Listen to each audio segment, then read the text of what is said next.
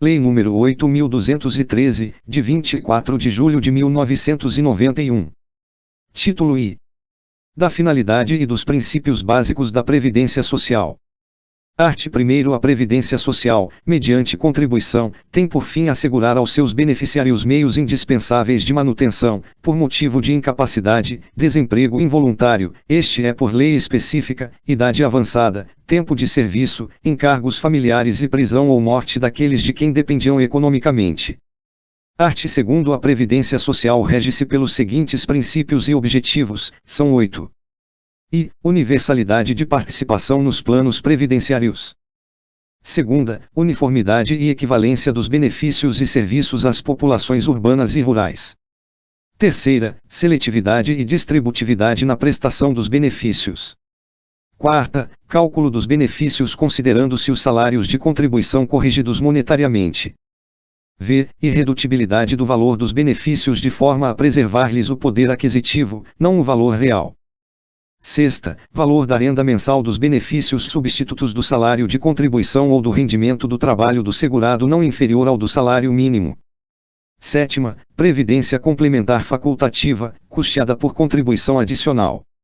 Oitava, caráter democrático e descentralizado da gestão administrativa, com a participação do governo e da comunidade, em especial de trabalhadores em atividade, empregadores e aposentados. Parágrafo único.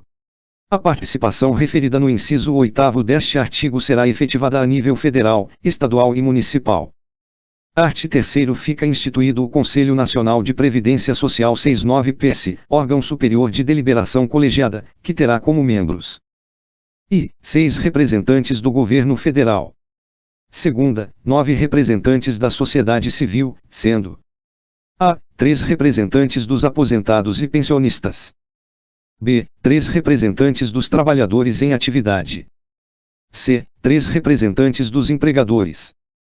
Prazo primeiro. Os membros do CNPS e seus respectivos suplentes serão nomeados pelo Presidente da República, tendo os representantes titulares da sociedade civil mandato de 2 anos, podendo ser reconduzidos, de imediato, uma única vez. Prazo segundo. Os representantes dos trabalhadores em atividade, dos aposentados, dos empregadores e seus respectivos suplentes serão indicados pelas centrais sindicais e confederações nacionais. Prazo terceiro. O CNPS reunir-se-á, ordinariamente, 1x/mês, uma vez por mês, por convocação de seu presidente, não podendo ser adiada a reunião por mais de 15 dias se houver requerimento nesse sentido da maioria dos conselheiros. Quarto, poderá ser convocada a reunião extraordinária por seu presidente ou a requerimento de 1/3 de seus membros, conforme dispuser o regimento interno do CNPS. Sexto, as ausências ao trabalho dos representantes dos trabalhadores em atividade, decorrentes das atividades do Conselho, serão abonadas, computando-se como jornada efetivamente trabalhada para todos os fins e efeitos legais. Sétimo, aos membros do CNPS, enquanto representantes dos trabalhadores em atividade, titulares e suplentes, é assegurada a estabilidade no emprego, da nomeação até 1 ano após o término do mandato de representação, somente podendo ser demitidos por motivo de falta grave, regularmente comprovada através de processo judicial. Oitavo, competirá ao Ministério do Trabalho e da Previdência Social proporcionar ao CNPS os meios necessários ao exercício de suas competências, para o que contará com uma Secretaria Executiva do Conselho Nacional de Previdência Social. Prazo nono. O CNPS deverá se instalar no prazo de 30 dias a contar da publicação desta lei. Art. 4º. Compete ao Conselho Nacional de Previdência Social CNPS e estabelecer diretrizes gerais e apreciar as decisões de políticas aplicáveis à Previdência Social. Segunda, participar, acompanhar e avaliar sistematicamente a gestão previdenciária. Terceira, apreciar e aprovar os planos e programas da Previdência Social. Quarta, apreciar e aprovar as propostas orçamentárias da Previdência Social, antes de sua consolidação na proposta orçamentária da Seguridade Social. V. Acompanhar e apreciar, através de relatórios gerenciais por ele definidos, a execução dos planos, programas e orçamentos no âmbito da Previdência Social. Sexta, acompanhar a aplicação da legislação pertinente à Previdência Social. Sétima, apreciar a prestação de contas anual a ser remetida ao Tribunal de Contas da União, podendo, se for necessário, contratar auditoria externa. Oitava, estabelecer os valores mínimos em litígio, acima dos quais será exigida a anuência prévia do Procurador-Geral ou do Presidente do INSS para formalização de desistência ou transigência judiciais, conforme o disposto no art. 132.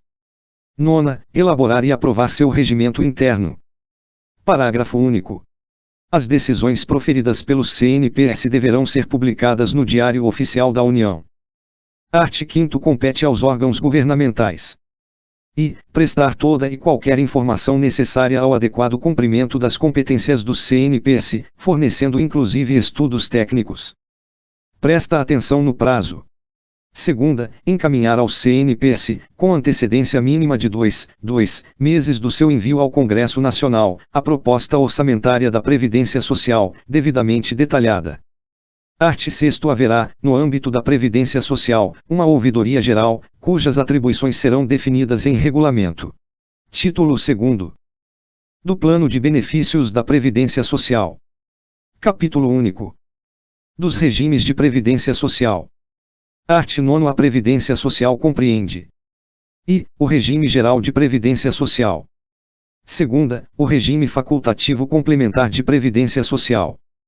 Primeiro, o regime geral de Previdência Social, RGPS, garante a cobertura de todas as situações expressas no art. 1º desta lei, exceto as de desemprego involuntário, objeto de lei específica, e de aposentadoria por tempo de contribuição do CEI ou FACO que optou por recolher 11%. Nota: CEI ou FACO é abreviação de contribuinte individual ou segurado facultativo. Segundo, o regime facultativo complementar de Previdência Social será objeto de lei específica. Título 3º. Do Regime Geral de Previdência Social. Capítulo I. Dos beneficiários. Art. 10. Os beneficiários do Regime Geral de Previdência Social classificam-se como segurados e dependentes, nos termos das seções I e segunda deste capítulo. Seção I. Dos segurados. Art. 11. São segurados obrigatórios da Previdência Social as seguintes pessoas físicas. I. Como empregado. A. Aquele que presta serviço de natureza urbana ou rural à empresa, em caráter não eventual, sob sua subordinação e mediante remuneração, inclusive como diretor empregado. B. Aquele que, contratado por empresa de trabalho temporário, definida em legislação específica, presta serviço para atender a necessidade transitória de substituição de pessoal regular e permanente ou a acréscimo extraordinário de serviços de outras empresas. C. O brasileiro ou o estrangeiro domiciliado e contratado no Brasil para trabalhar como empregado em sucursal ou agência de empresa nacional no exterior.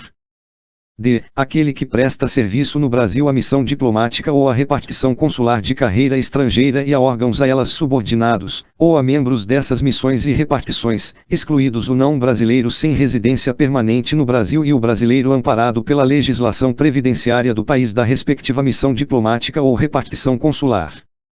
E o brasileiro civil que trabalha para a União, no exterior, em organismos oficiais brasileiros ou internacionais dos quais o Brasil seja membro efetivo, ainda que lá domiciliado e contratado, salvo se segurado na forma da legislação vigente do país do domicílio.